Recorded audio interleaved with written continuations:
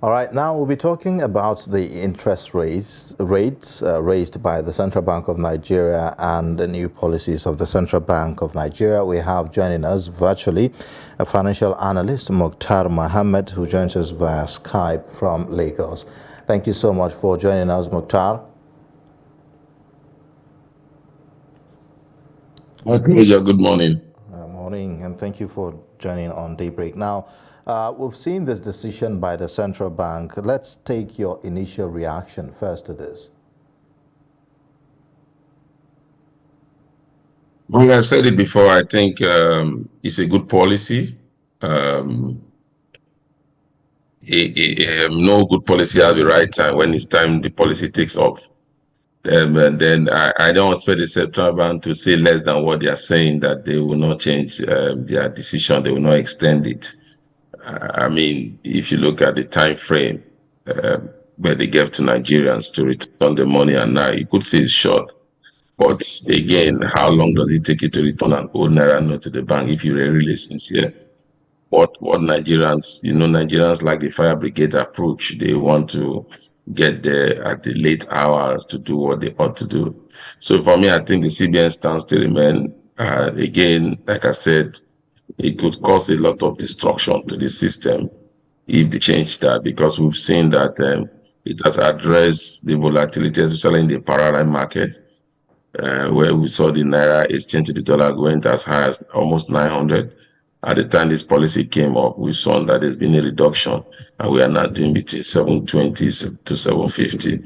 And even the Bureau of Bureau de Change, the chairman of the Bureau de Change came up and said that the current stability we are seeing in the exchange rate in the parallel market has to do with the redesign of the new Naira note, which has made a lot of people that are keeping the old Naira note, which were being used to change to dollar and kept at home for personal use, because most of this money were gotten through criminal activities. So for me, I think the CBN has made up their decision, and I think it's good. Listen to the lawmakers also, which is okay for them to support their people. But again, we know that those that want to benefit more are the lawmakers, and that is why they are pushing for an extension. They've forgotten that the executive has its own responsibility, the legislator has its own responsibility. They don't have a way to stop the CBN governor from going on with this criticism, especially knowing the CBN Act, which makes it virtually independent for the CBN to come up with any monetary policy decision. And this is a monetary policy decision, so they need to respect the CBN Act. The central bank talks about this cash swap. Isn't it reassuring enough for the legislators and the unbanked community? Going by some of the concerns that have been raised. I think it's not enough, because this CBN also have not clothed themselves in glory. When you look at the time they used the Enlightenment, they didn't enlighten Nigeria enough. They're supposed to be partnership with the National Orientation Agency, which they did eventually. But I thought they should have done that earlier. Traditional ruler, town criers, especially for the rural area. And when we're looking at the rural area, we're looking at the rural area, especially in the far north. And also when you go to the riverine area in the south, and you also come to the interior of the north, of the southwest, these places have not been really covered by the CBN.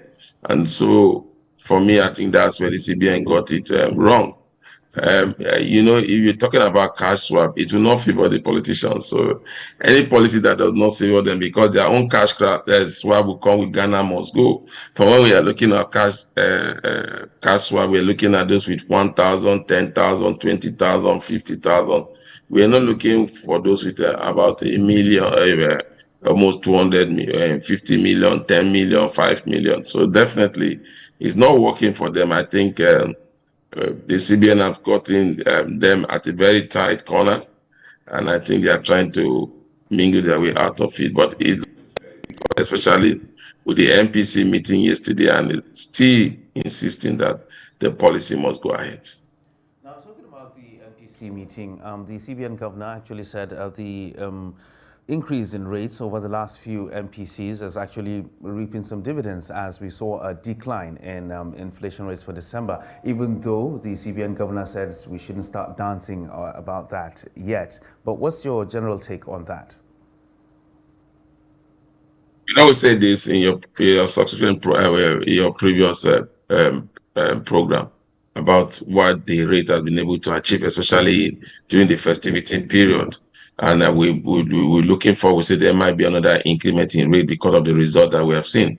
Definitely, those results were small, but you celebrate those marginal success.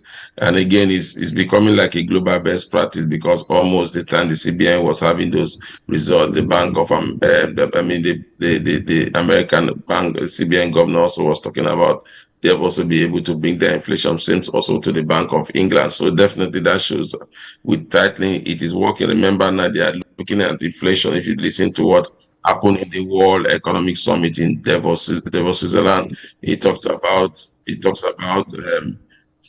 challenge of the global economy. We have to do with inflation, and everybody should put their hands together, tighten up to tackle that problem. I think that's what the CBN is doing.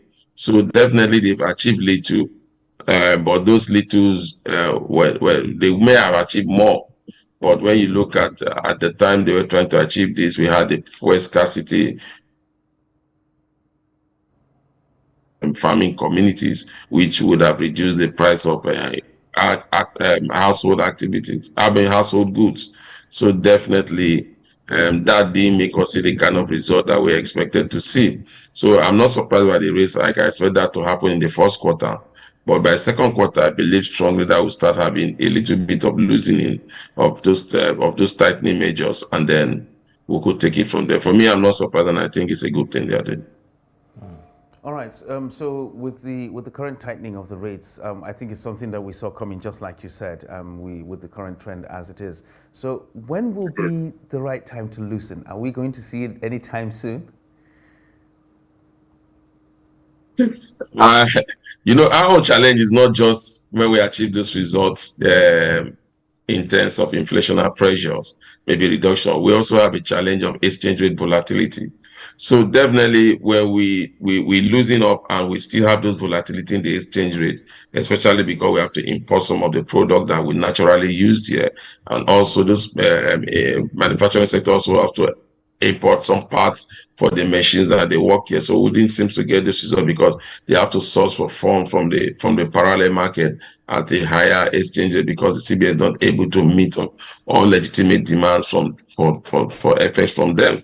So for me, that is the greatest challenge. So the time we might begin to see those loosenings, yes, inflation will come down in the second quarter. I'm optimistic about that.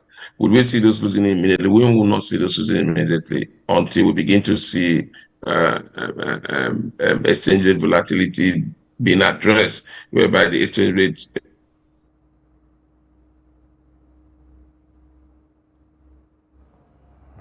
those easing. So it has a lot to do with Nigeria economy not dealing with inflation, not just inflationary pressures, but exchange rate volatility. So when we see a stable in the exchange rate volatility with that of inflation, then I think we could see easing.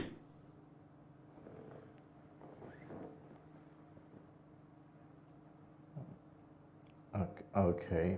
Looks like we've lost Mukhtar there, hoping to get him back to complete his thoughts on some of these issues raised. But apparently there's a lot of optimism coming out from him, and by the central bank resolution, or I would say decision, to increase the interest rate. And we're also seeing that, coupled with this new policy on the redesign of the NAIRA and everything put together, this is definitely going to have an impact, positive on the economy.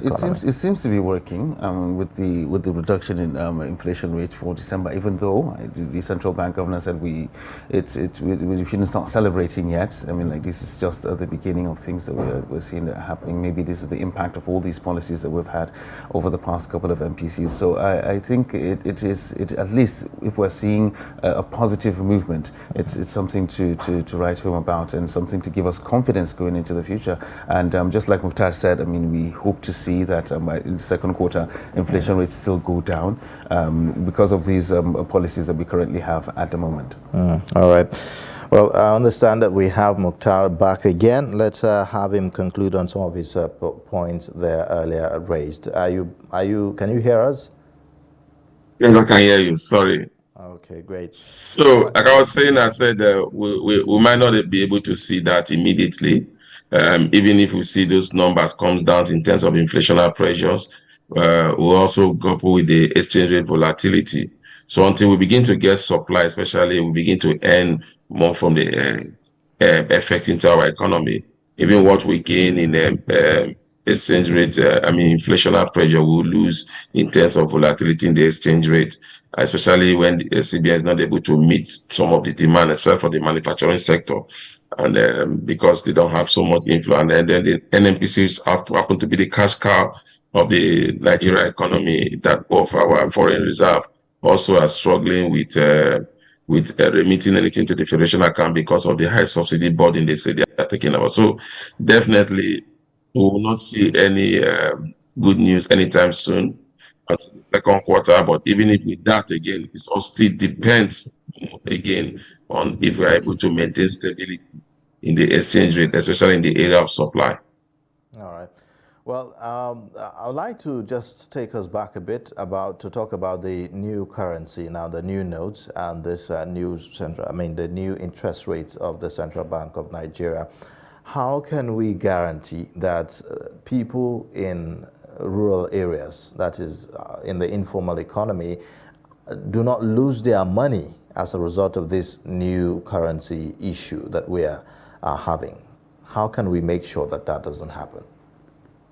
Unfortunately, I think it will happen, but we'll need to reduce the percentage of what will happen because they've not been enlightened more. Senator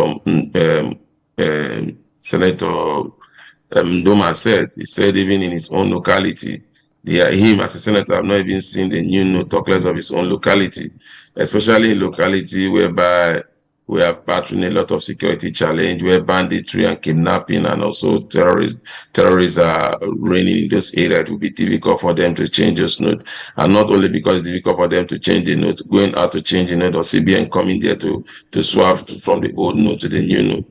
But aside of that, I think with the swap deal for them to go in there and return their money, and also maybe the CBN may have to come with a little bit of palliative or short measures for the rural area, because we've not done well for them, because we've not really reached out to those in the rural area. In the urban area, they have no excuse not to have returned those notes, but in the rural area, I think it's a very big challenge. I think the CBN should look at it again. The POS terminals are there. They say they have the money agents are there. And also, they also say they will be sending the CBN team to go to these areas.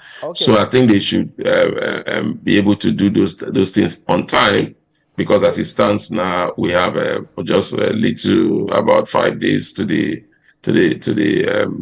end of this bringing back the old notes and taking the new ones.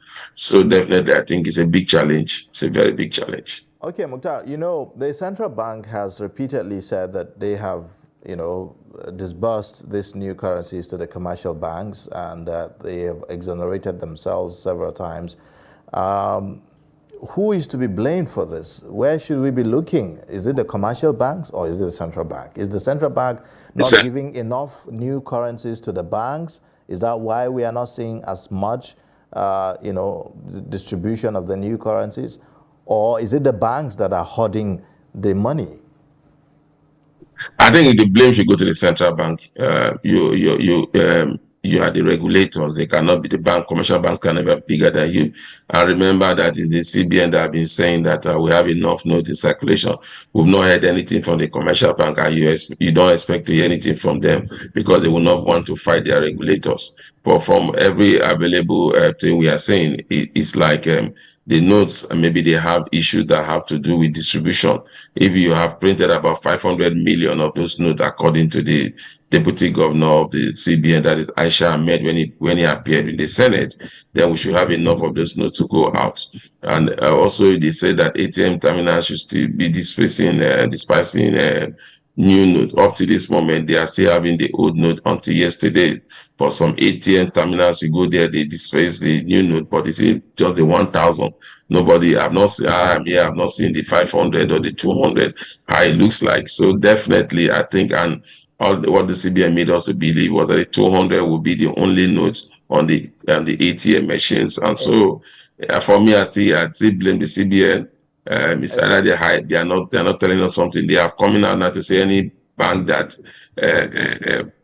does not accept the new note. And so I wonder if banks themselves are not accepting the new note, how do you expect the ordinary Nigerian in the street to accept the new note? So that, for me, is a CBN problem. Like I said, in terms of a situation where you have people losing their money as a result of this policy or redesign of the new NAIRA notes definitely will have consequences, isn't it? What do you foresee? It's the consequences that you lose your money, then we are getting more Nigerians into the poverty level, because most of these people are in the informal sector. They struggle to get those money themselves. It's not like it's handout or palliative from government. So if they are losing their money, that means also it's not good for us. We get a lot of Nigerians back into the poverty level, especially when you lose such money and you're not able to take care of yourself. And I am more particular about those in the rural area. So we'll get more people in the rural area going to the poverty level. For me, that is the biggest implication if they are not able to exchange their old note for the new notes. Now, with this currency redesign and the deadline actually looming, and just like you said, a lot of people might actually end up losing monies that they have and they are not able to exchange those monies. And we're still complaining right now that the new currency is really not in circulation that much, which means it's affecting the general amount of money that's in circulation in the economy. What effect will that have on the inflation rate? Yeah, that's one of the tools to control inflation, and that's what the CBN is. So I'm not surprised that you're not seeing so much of currency in circulation. And that's why when you want to see currency, you see the lower denomination. The CBN also using that to fight inflation, and also they are trying also to reduce the cost in terms of printing of the of NAIRA notes. So that's why they are making sure that all of us go through the digital platform. So one of the tools to control inflation is the reduction in liquidity in the system. And I think also with this, that's why I say the new NAIRA note also help in reducing that, especially those that have the old NAIRA note, taking it to the banking space again. So that has been one tool that they may have used to control inflation. And that's why we see those marginal results we are seeing. If you look at the farmings, the terms of food, as food items were still high, especially because of the flood. But when you look at the general inflationary pressure, you realize that it came down because CBN was able to reduce most currency in circulation, because most of the old notes that were outside the banking space, about 1.5 trillion were brought into the banking space. And then you don't expect CBN to print another 1.5 trillion. So definitely, I think that's a tool that has helped them fight inflation. So one of those beauty about the redesign of the NAIRA note, especially in our own case, will be that a lot of old currency will find themselves into the banking space, and then they will use that to control inflation. And so definitely, that is the positive in this new NAIRA note exchange in the area of control of inflation. All right, well, maybe you should just explain to us the channel of distribution here. We have the printing and minting, that is definitely responsible for the printing of this new cash. The central bank said that they are not going abroad to, print this money. They are doing that locally and all that for the first time. Is there a question about the capability of the local printing and minting? I think there should be a question, because if we are not getting it, and the CBN is saying we are having enough, then we are not getting it. Like I said, it maybe have to be with the supply chain. So they need to rejig that supply chain to make sure that it gets to every part of Nigeria. And then, the challenge is that, like I said, these funds also are going to be moved from one part of the country to another. And you know that in terms of logistics challenges, and this will not be done by going by road because of the security challenges. This is going to be done by air. And you know that almost not all Nigerian states also have airports whereby you can land. So definitely sometimes you have to land in another state. I think for me, it has to do with not them not being able to print, but it has to do with that distribution challenge. And I think that's what I think they should work on. Unfortunately, the security and printing mill is only in Abuja. It's not even in Lagos. It's not even so that's why we're talking about sometimes you need to decentralize these things. If we have in the Northwest, we have the North Center. So definitely the printing mill in the Northwest will be able to meet up with those demands. But when you have only one, and then they print and they give to the CBN. The CBN in turn now will begin to take it to the various states. The various states will now take it to the various banks. The various bank will now take it to their various branches. So you see, there's a lot So that has to do with the supply chain. For me, that's a major problem. It's a very massive exercise. In fact, if you may, almost similar to an election, a general election in this case, because if you look at the logistical, needs that will be involved in the distribution of this new currency, it's not as simple as just, okay, we've changed the new currency, the banks come and take it. I mean, it goes beyond that, isn't it? It goes beyond that. It goes beyond that. And especially you need to do quality assurance also. Remember that they need to look at the security features, everything. So it goes beyond that. So definitely it goes way, way beyond that. That is why a lot of people are saying that the CBN did not put their house in order before they come up with this policy. Maybe they thought Nigerians would generally respond, but that would be a mistake on their part, because I can assure you that from next week, Monday and Tuesday, you see the kind of crowd you've never seen in the banking space. All of them going to return their Naira note, because Nigeria always believe that we have time only the 11th hours. They want to take it there, and they believe that the CBN must give them an extension, because I've spoken to one or two people. All they are waiting for is that there must be an extension. CBN will have no option but to extend. And I think with the CBN governor saying what he said yesterday, I think it's a game changer. And a lot of people, as I'm reading the paper, are beginning to take their old notes to the bank. And so that's the challenge. We don't need to be forced to bring those notes when it's time to bring those notes. So definitely, we also have our peculiar problem. But like you said, the distribution part of it also is a very major problem. All right. Dr. Mohammed, thank you very much for joining us on Daybreak today and offering those perspectives on the Nigerian economy. Thank you very much. A pleasure. Thank you. And have a nice day.